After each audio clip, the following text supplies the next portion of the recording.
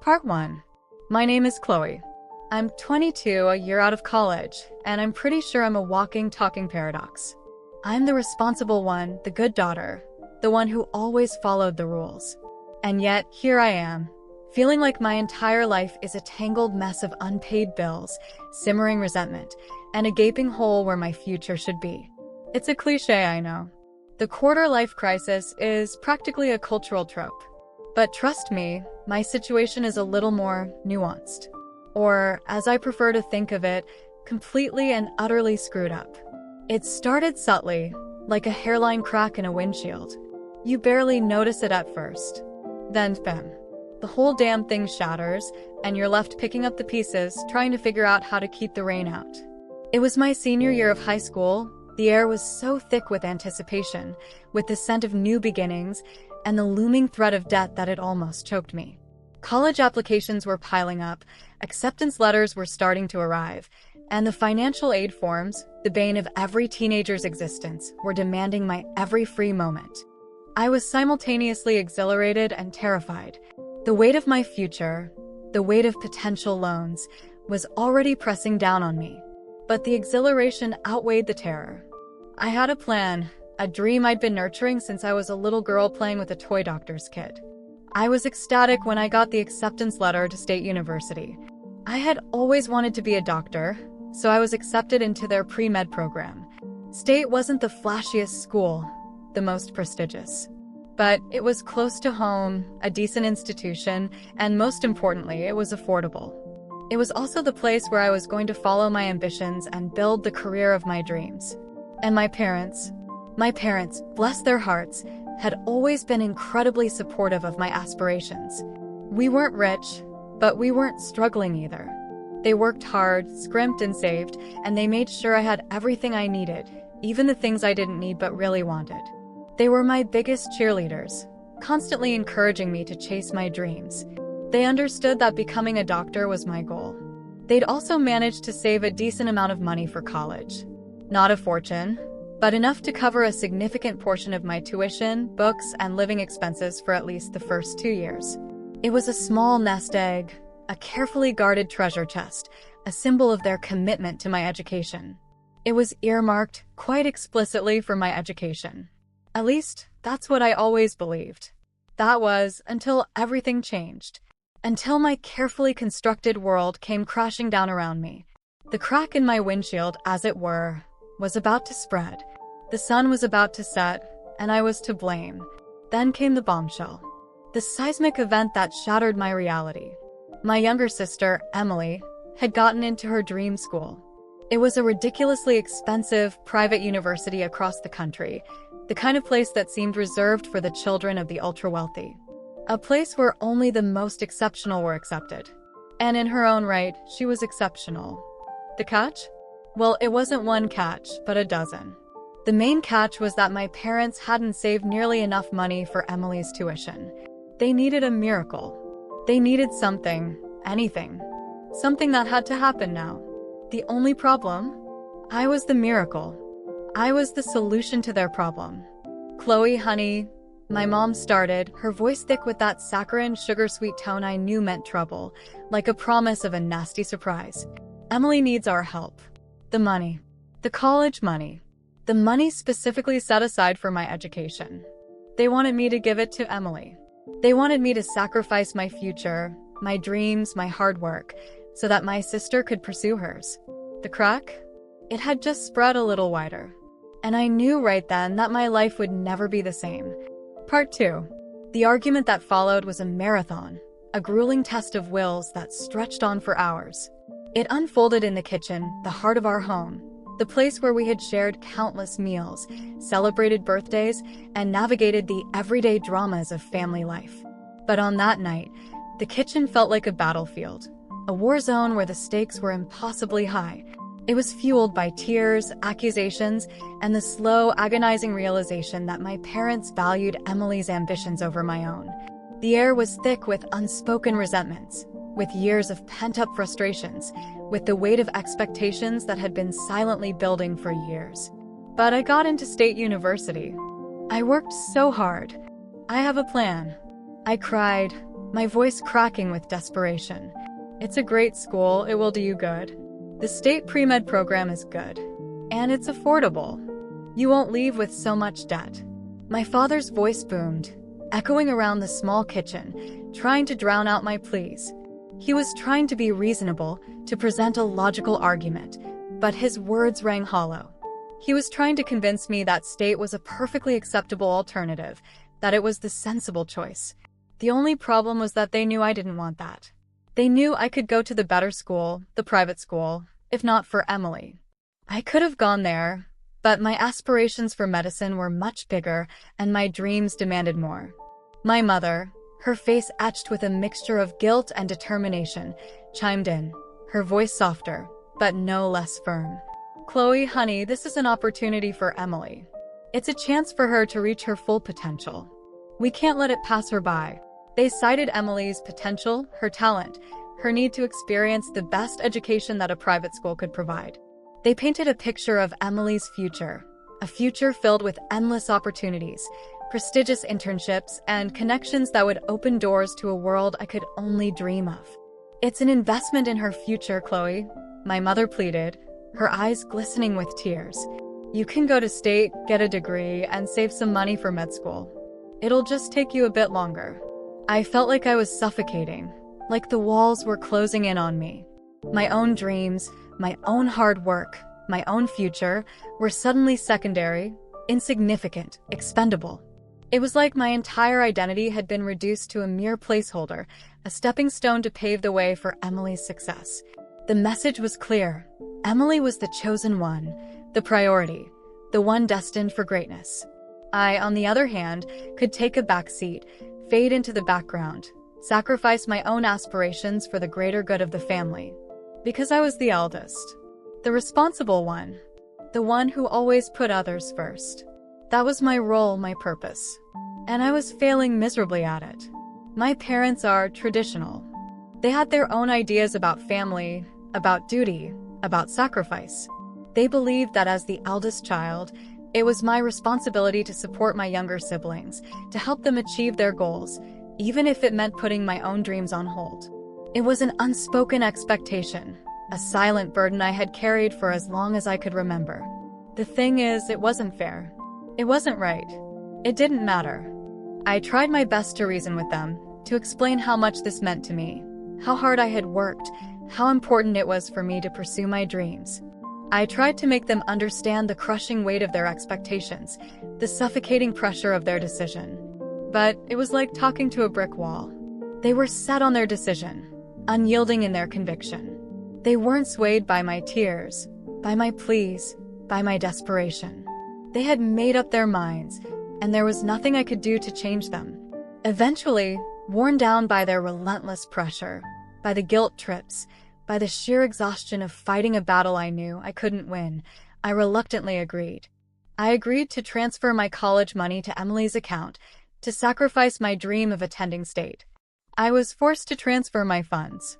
It was all for nothing. The funds that I'd been dreaming of since the 6th grade. And the crack in my windshield? It was now spreading rapidly, spiderwebbing across my entire field of vision, obscuring my view of the future. Part 3. The next few months were a descent into a gray, joyless existence. The initial shock and anger slowly morphed into a dull, persistent ache, a constant reminder of what I had lost. It felt like a part of me had been amputated, leaving a phantom limb pain that never quite went away. I begrudgingly applied to State University. The acceptance letter arrived, and I couldn't even muster the energy to celebrate. What was the point? It wasn't the same. The excitement was gone. The joy had been replaced by a hollow, empty feeling, a constant, gnawing reminder of what I had sacrificed. It was a constant, bitter taste in my mouth. The dream of the private school was gone. The reality of my situation set in with brutal force. I needed to get student loans. I had no choice. The burden of debt weighed heavily on my shoulders, a constant source of anxiety and stress. I also had to work multiple part-time jobs, just to make ends meet.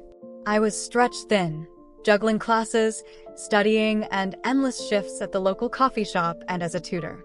Barely managing to keep my head above water, drowning in a sea of debt and exhaustion. While I was toiling away, slinging coffees and scrubbing toilets, Emily, on the other hand, was living her best life. She was thriving at her fancy, ridiculously expensive university, posting carefully curated Instagram stories of late-night study sessions, frat parties, picturesque campus views, and weekend trips to exotic locations. She was living the dream. While I was pulling all-nighters fueled by caffeine and desperation, she was attending lectures by renowned professors, networking with the children of the wealthy and powerful, and enjoying the endless social opportunities that her privileged environment afforded her. The contrast was a constant, painful reminder of the sacrifice I had made, of the opportunities one had missed, of the life I could have had. It was like watching her live my dream, a dream that had been stolen from me. I tried tentatively to talk to my parents about the financial strain, the constant worry, the overwhelming feeling that I was drowning in debt and exhaustion. I wanted them to understand the impact of their decision, the sacrifices I was making, but their responses were dismissive, often laced with a subtle, underlying sense of entitlement. "You're being dramatic, Chloe," my mother would say, her voice tinged with annoyance. "It's just temporary. You'll be fine. You're strong. You'll figure it out." Or, "It builds character," as if my struggles were some kind of character-building exercise designed to toughen me up. My father, usually more sympathetic, would simply change the subject, deflect my concerns, or offer vague platitudes about the importance of hard work and perseverance. He seemed unwilling, or perhaps unable, to acknowledge the true extent of my struggles. They seemed completely oblivious to the impact of their choices, or worse, they simply didn't care. It was as if they had washed their hands of the whole situation, content to let me fend for myself. Then the phone calls started. Late at night, always after midnight. Strange numbers I didn't recognize, numbers that left no voicemail. When I answered, there was only silence. Just heavy breathing. Or whispers. Indistinct, unintelligible murmurs that sent a shiver down my spine. It was creepy. The crack in my windshield had now grown into a gaping hole, letting in the wind and the rain, exposing me to the harsh realities of a world that suddenly felt cold and unforgiving. I was starting to feel like I didn't know my own family anymore. Part 4. My resentment grew with each passing day, festering like an untreated wound, hardening into a thick, impenetrable shell around my heart. The love and affection I once felt for my parents slowly eroded, replaced by a bitter, simmering anger that threatened to consume me. I stopped visiting them, started making excuses, avoiding their calls. I was slowly, deliberately, creating distance between us, building a wall of silence and resentment that I hoped would protect me from further pain. The distance between us grew, widening like a chasm, fueled by unspoken resentments and festering wounds. The once strong bond that had connected us was now frayed and broken, stretched to its breaking point. It was as if I was trying to run away from my own family, to escape the suffocating weight of their expectations and the pain of their betrayal. Then came the revelation, the final, devastating blow that shattered what little remained of my trust in my parents. It happened unexpectedly, during a chance encounter with an old family friend, Mrs. Davison, at the grocery store. She was a gossipy, well-meaning woman who had known my family for years. We exchanged pleasantries, inquired about each other's lives, and then casually, almost as an afterthought, Mrs. Davison dropped the bomb. She mentioned, with a knowing smile, that my parents had taken out a second mortgage on our house to cover Emily's tuition. A second mortgage. On the house. Our home. The only stable thing in my life, the place where I had grown up, the place where I had always felt safe and secure, was now collateral damage in their unwavering commitment to Emily's education. She also claimed that the payments were becoming increasingly difficult to manage, that my parents were struggling to keep up with the loan repayments, and that they were teetering on the brink of financial ruin. "They're putting on a brave face, dear," Mrs. Davison confided, her voice lowered to a conspiratorial whisper. "But everyone knows they're in over their heads. It was a good idea for Emily and her education, but I'm not sure if it was the best investment. You can be successful anywhere, right?" The house was their main asset, their most valuable possession, the tangible symbol of their hard work and their financial security. And they had risked it all, gambled it all on Emily's education. They were in debt, drowning in debt, teetering on the brink of financial collapse. They couldn't afford their bills, couldn't keep up with their payments, couldn't maintain the facade of their perfect, happy family. And I was the only one who knew. Or, at least, I was one of the few who knew. Their lavish lifestyle, their endless credit card spending, their desperate attempts to maintain a semblance of normalcy, their unwavering refusal to acknowledge their financial struggles, it had all finally caught up with them. The cracks in the foundation of their lives were finally starting to show, widening and deepening, threatening to swallow them whole. And what I hadn't known before, what I had only suspected, was that Emily was also in on their schemes. She knew about the second mortgage, about the financial strain, about the risks they were taking. And yet, she had remained silent, complicit in their deception. I was beyond furious, beyond hurt. But it wasn't enough to make them stop.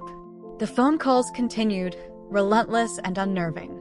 The same number, the same silence, the same heavy breathing, the same unintelligible whispers.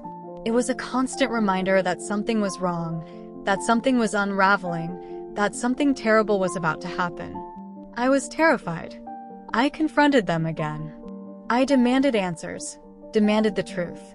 They denied everything, of course. Their faces a mask of denial, wounded pride, and thinly veiled fear. "We're fine, Chloe," my mother insisted, her voice trembling slightly. "Everything is under control. You worry too much." My father just stared at me, his eyes filled with a mixture of anger, disappointment, and a flicker of something that looked suspiciously like shame. He was a proud man, a stubborn man, a man who couldn't bear to admit that he had made a mistake. Then, one seemingly ordinary afternoon, everything changed. The wheels had been set in motion, and now there was no stopping them. The dominoes had begun to fall. Part 5. I was working a double shift at the coffee shop, the smell of freshly brewed coffee and burnt caramel mingling with the anxiety that had become my constant companion. The day had been long and draining. My feet ached, my back throbbed, and my mind was racing, consumed by a gnawing sense of unease. Then my phone rang. It was a number I didn't recognize, a string of digits that offered no clue as to the caller's identity. I almost didn't answer. Part of me wanted to ignore it, to shut out the world and the problems that seemed to be closing in on me. But something, a nagging intuition, a sense of foreboding, compelled me to pick it up. "Chloe," a shaky, unfamiliar voice said, barely above a whisper. "Emily? What's wrong?" My heart leaped into my throat. Something was terribly, horribly wrong. I could hear the tremor in her voice, the raw, unadulterated fear that sent a jolt of adrenaline through my veins. It was the first time she had called since I had confronted my parents. I need you," she stammered, her voice choked with tears, the words barely audible. "Mom and Dad, they're in trouble." The silence that followed was deafening, broken only by the sound of her ragged breaths. She wouldn't say exactly what had happened. The details were vague, fragmented, lost in a flood of panic and distress. She only said that things had completely fallen apart, that everything had gone wrong, and that she didn't know what to do. The phone call ended abruptly, cutting me off mid-sentence. I didn't even have time to ask where she was. The line went dead. The silence was a scream. My hands were shaking so violently I could barely hold the phone. Fear, raw and primal, seized me. I knew, with a certainty that went beyond logic, that something catastrophic had occurred. My boss, a kind woman named Mrs. Rodriguez, saw the look on my face and immediately let me off work, waving me away with a concerned look. "Go, honey. Go. Don't worry about it." I rushed out of the coffee shop, barely registering the bustling street outside, the honking cars and the chattering crowds. I sprinted to my old car, praying it would start. Then, I raced to the address Emily had given me, ignoring all traffic laws, ignoring the fear that was clawing at my insides. The address was that of the family home. As soon as I got out of the car, I saw them, flashing lights, police cars, and the flashing ambulance lights. They were illuminating our usually quiet suburban street, casting long, dancing shadows that seemed to mock my fear. The air was thick with a sense of urgency, with an unspoken sense of dread. I knew, with a clarity that was both terrifying and undeniable, what I had to do. I had to face whatever awaited me, no matter how painful, no matter how devastating. But what would I find? Would my parents finally admit to their mistakes, confess the truth, and beg for forgiveness? Would Emily finally understand the magnitude of the sacrifice I had made? Or was this just another chapter in the long, agonizing saga of my broken family, a story destined to repeat itself endlessly? The truth, as it turned out, was far more complicated, far more devastating than I could have ever imagined. I pushed my way through the crowd, desperate to reach the front door. As I reached the doorway, I was stopped by a police officer. "You can't go in there, miss. You need to stay outside." "But my sister's in there. And my parents. I have to go in." I shouted, my voice cracking. "What's happened?" "I am not authorized to say. You need to remain calm." And waiting for me was a truth I never thought would be revealed, a truth that shattered every preconceived notion I had about my family, about loyalty, about betrayal. The scene inside the house was a blur of chaos and confusion. There were paramedics, police officers, and my distraught sister, who was being comforted by a neighbor. The police informed me that they were investigating a case of embezzlement and insurance fraud. Emily was involved with the police investigation. I was stunned. What insurance fraud and embezzlement? My parents? My sister? What was happening? I had to know what was going on. I pressed myself towards my parents. My parents, after I was informed of my presence, turned their heads to look at me, their faces full of shock. The police informed me that the calls that had been haunting me, all the calls, all the whispers, all the silence, they hadn't been from debt collectors or from a shadowy figure threatening my family. They were from me. I had been the one on the other side of the phone, trying to make contact with myself, to get my own attention, to get out, to run away from the mess. I had called my sister countless times, desperate for help, terrified of being caught in their web of lies. They were also doing it as well as a way to have a little hope. It's like we all wanted to save each other, but we knew we couldn't. We were all just pawns in a game of deception. And I had never realized it. The irony, the tragedy of it all, was almost too much to bear. I was more lost than before. My windshield was permanently broken, a shattered mess that could never be repaired. Now, I'm completely and utterly alone. I had nothing. I was the mess.